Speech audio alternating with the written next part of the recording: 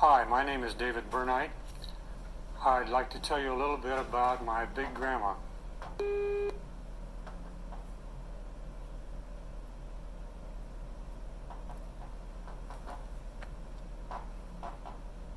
Some of my favorite memories are about Big Grandma. I called her Big Grandma because I also had a little grandma.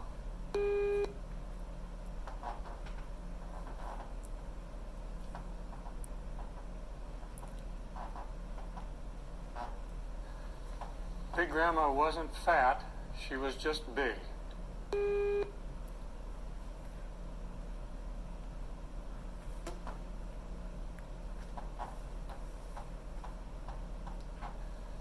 She grew up in Illinois of pioneer settler stock, and she just had big bones and was a big woman.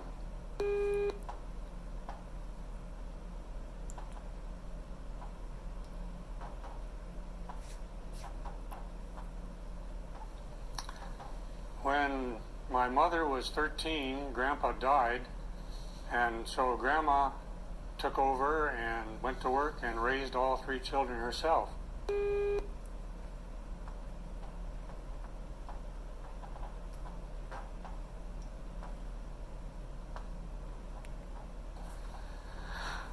When I came along, Grandma was living about half the time with our family and half the time with her son.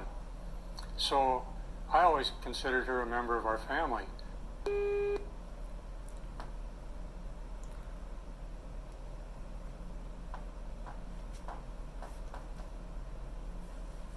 She would wash dishes and do the ironing and help my mother a lot, and I enjoyed Big Grandma.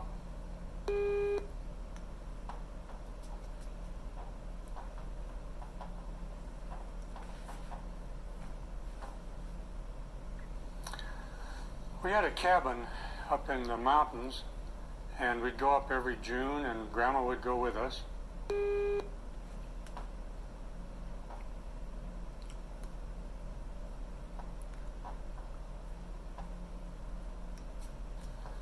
And after the sweeping and dusting and bringing down the cobwebs was done, Grandma would go for hikes with me.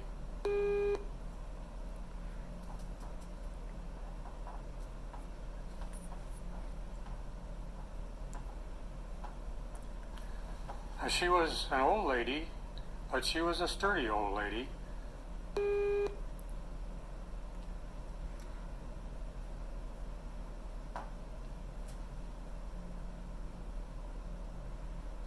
She always took along a big walking stick, and she told me that it was to kill rattlesnakes with.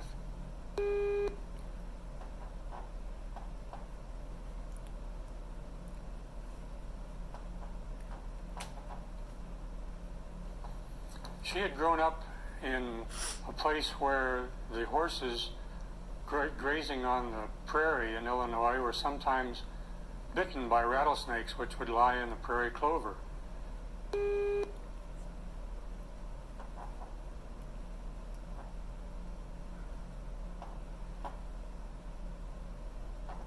And so Grandma hated rattlesnakes, and whenever she would see one, she would kill it.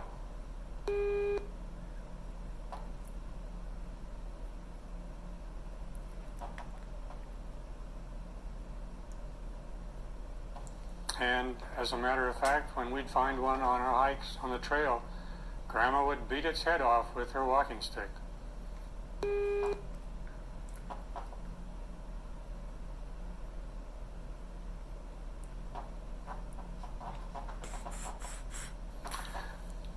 I think one of the funniest things that happened was one day when my dog Laddie cornered a skunk underneath our cabin.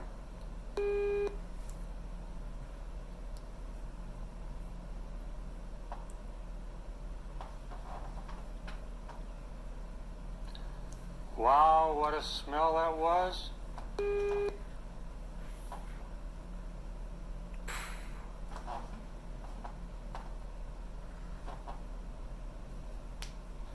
But Grandma was not even concerned.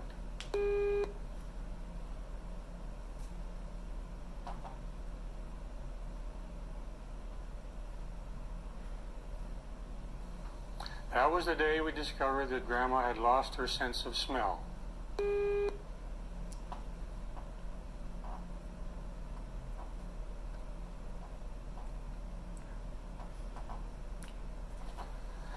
And as a matter of fact, now we understood why she'd been complaining lately that food just didn't taste as good as it used to.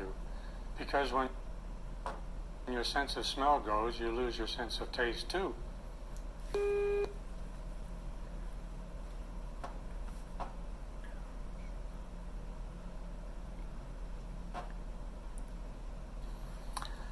Grandma had been born in 1860, and she told me that when she was 5 years old, her father took her down to the railway crossing to see President Lincoln's funeral train go by.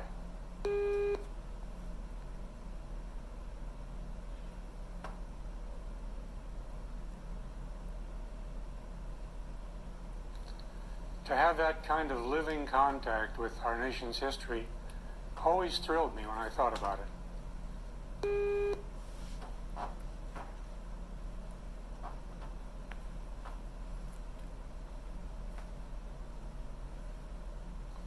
Grandma lived to be almost 102, and on her 100th birthday, President Eisenhower sent her a birthday card.